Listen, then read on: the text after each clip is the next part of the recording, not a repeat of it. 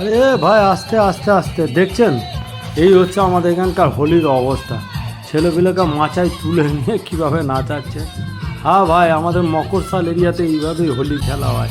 ভরপুর মস্তি, আর তার সঙ্গে রঙের খেলা আর মনের খেলা। হ্যাপি হোলি দোস্ত, সবাই ভালোভাবে কাটাবে। আর তোমাদের সুন্দর সুন্দর ভিডিও, ফটো আমার এই কমেন্ট বক্সে তোমরাও দাও, আমিও দেখব তোমাদের হোলি খেলা কেমনভাবে হলো।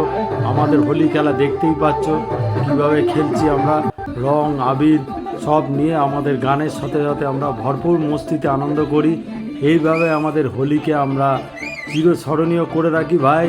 আজটাই দিন যেটা বছরে একবার আসে, তাই তোমরাও খেলো।